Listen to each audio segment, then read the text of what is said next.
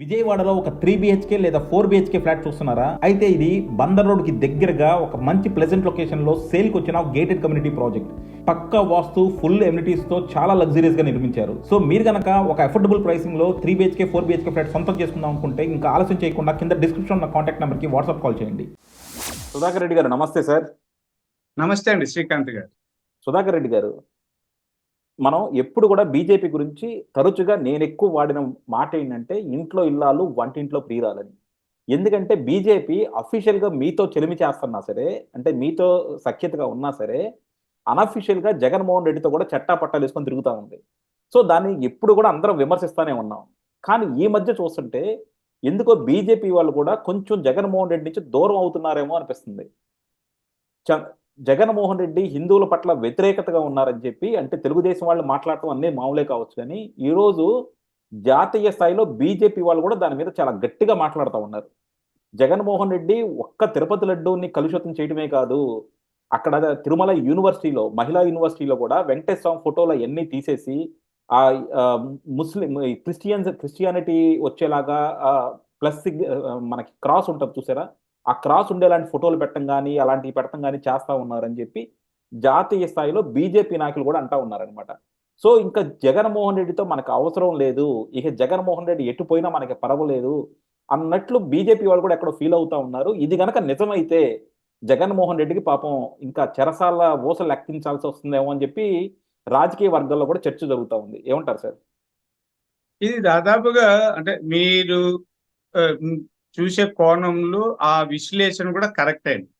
అంటే రాజకీయాల్లో అంటే మనం ఎన్ని మాట్లాడుకున్నా అవసరాల చుట్టూ పరిభ్రమిస్తుంటా ఉంది. వ్యక్తులమైనా, రాజకీయాలైనా, వ్యాపారాలైనా ఎవరికి అవసరం ఉంటే, ఎవరి మీద మనం ఆధారపడుతుంటే వాళ్ళని కొద్ది చూసి చూడనట్టు చూడడం రాజకీయాలు సహజం.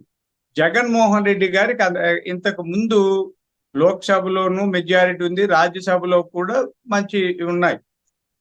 ఆ దశలో బిల్లులు పాసుగాలు అవి కావాలంటే ఏదో కొంత చూసి చూడనట్టు వాళ్ళని సహిస్తూ వచ్చారనడంలో పెద్ద సందేహమేమి లేదండి, అది రాజకీయమే. అలాగే జగన్మోహన్ రెడ్డి గారు కూడా కేంద్రంతో సఖ్యతగా లేకపోతే ఇబ్బందులు అవుతాయి. ఆ ఇబ్బందులకు భయపడి ఆయన సఖ్యతగా ఉన్నారు. ఇప్పుడు చూడండి, మొన్న కూడా ఇప్పుడు కూటమిలో ఉన్నాం, Telugu Desam party, Janasena party, Bharatiya Janata party కలిపి ఒక కూటమిగా ఉన్న జగన్మోహన్ రెడ్డి గారు భారతీయ జనతా పార్టీని విమర్శించడానికి ఎక్కడ కూడా సాహసించడం లేదు. భజన చేస్తే మొన్న రాజ్యసభ ఎక్కడ స్పీకర్ ఎన్నికలు అన్నింటిలో కూడా సపోర్ట్ చేశారు. ఎందుకు అక్కడ కాంగ్రెస్ వైపు వెళ్ళలేడు, ఇక్కడ ఉండలేడు, కాదనలేడు. ఏదో ఈ నేపథ్యంలో కొంత భారతీయ జనతా పార్టీలో కొందరు నాయకులు ఆయన పట్ల కొంత మెతక వైఖరి వహించారనడంలో సందేహం లేదు. అయితే జాతీయ స్థాయిలో మెజారిటీ బీజేపీ నాయకులు జగన్మోహన్ రెడ్డి గారికి వ్యతిరేకులండి. ఇక్కడ కూడా ఆంధ్రప్రదేశ్ లో తొలి నుంచి ఆర్ఎస్ఎస్ భావజాలం ఉన్న నాయకులందరూ జగన్మోహన్ రెడ్డి గారికి వ్యతిరేకులండి. కొంతమంది అక్కడ ఆ పార్టీ ఈ పార్టీ నుంచి వచ్చి చేరిన వాళ్ళు ఉంటారు, వ్యాపారులు.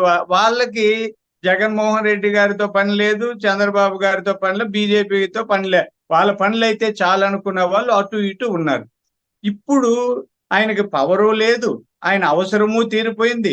రాను రాను ఆ పార్టీలో ఉన్న ఎంపీలు, ఎమ్మెల్యేలు, ఎమ్మెల్సీలు, మాజీ ఎమ్మెల్యేలు, మాజీ మంత్రులు ఒక్కొక్కరే దాటేస్తున్నారు. ఆఖరికి ఆయన ఒకడే మిగులుతారన్న పరిస్థితి కనిపించడంతో ఇంకా ఆయనతో పని లేదు, కొద్ది కఠినంగా ఉన్నది. ఈ లడ్డూల విషయంలో భారతీయ జనతా పార్టీ మొత్తం ఏకమై ప్రతి కార్యకర్త వ్యతిరేకిస్తున్నారండి. కాబట్టి జగన్మోహన్ రెడ్డి గారికి 1% కూడా కేంద్రంలో ఇది సాన్నిహిత్యం ఉండదు, ఆదరణ ఉండదు, ఏముండదు. కాబట్టి మీరు అన్నట్టు త్వరలో ఆయనకి జైలుకు వెళ్ళక తప్పని పరిస్థితి ఏర్పడుతుందని నా ఉద్దేశం. మీ ఉద్దేశంతో నేను ఏకీభవిస్తాను. నేను ఎందుకంటున్నానంటే సార్, ఈరోజు Jaganmohan Reddy first time BJP మీద డైరెక్ట్ కామెంట్ చేశాడు. బీజేపీ వాళ్ళకి సగం తెలుసు, సగం తెలియదు. వాళ్ళు తెలుగుదేశం వాళ్ళు, జనసేన వాళ్ళు ఏమంటే అదే మాట్లాడతారు, వాళ్ళకంటూ సొంత ఆలోచన లేదు అన్నట్టు జగన్మోహన్ రెడ్డి కామెంట్ చేశాడు. అసలు జగన్మోహన్ రెడ్డి బీజేపీని కామెంట్ చేసేంత ధైర్యం ఎలా వచ్చిందంటారు? లేదండి, అంటే సగం సగం మాట్లాడకపోతే ఇప్పుడు ఇదే చెప్పేది, సందిగ్ధంలో ఉంది రాజకీయము, ఏమీ మాట్లాడకపోతే ఎట్లా. అందులో వాళ్ళ చెల్లెలు ఒక పక్క విపరీతంగా ఉంది. మీరు చూడండి, చాలా అంశాల్లో అన్న చెల్లి ఒకే విధంగా వ్యవహరిస్తున్నారు చూడండి. షర్మిల గారు మాట్లాడినట్లే జగన్మోహన్ రెడ్డి గారు కూడా కొన్ని అంశాలు మాట్లాడుతున్నారు. అలాగే షర్మిల గారు ఈ మధ్య జగన్మోహన్ రెడ్డి గారి మీద ఎక్కడా విమర్శలు చేయడం లేదు. జగన్మోహన్ రెడ్డి గారు కానీ ఆయన పార్టీ వాళ్ళు కానీ షర్మిల గారి మీద కూడా ఎక్కడా విమర్శలు చేయడం లేదు. అది గమనించండి మీరు. అంటే ఏమి భవిష్యత్తులో కాంగ్రెస్ పార్టీలో చేరడం ఒకటే ఆయనకి మిగిలిందని, ఇంకా వేరే ఆయుధాలు ఏమీ లేదు. జగన్మోహన్ రెడ్డి గారు రాజకీయాల నుంచి తప్పుకోవాలా, రాజకీయాల్లో బతకాలంటే కాంగ్రెస్ తో జత కట్టాలి, వేరే మార్గం లేదండి. ఎందుకంటే అతను బాగా పతనం అయిపోయారు. ఈ లడ్డూల వ్యవహారంలో పూర్తిగా అందరూ చీకొట్టే స్థితికి వచ్చారు. అబద్ధాలు చెప్తూ అభూత కల్పనలుగా ప్రచారం చేస్తూ ఏదో బతికేయాలనుకునేది ఇంకా కుదరదు.